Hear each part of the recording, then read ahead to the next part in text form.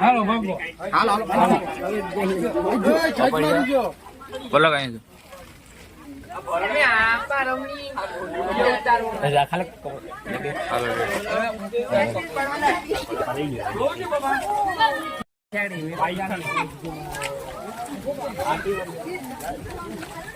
હાથી નો વારો દે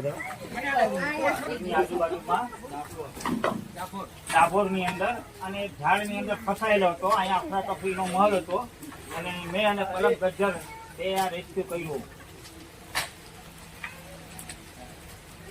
જરા થોડા ફોટા પાડ લે તો એટલે હે ને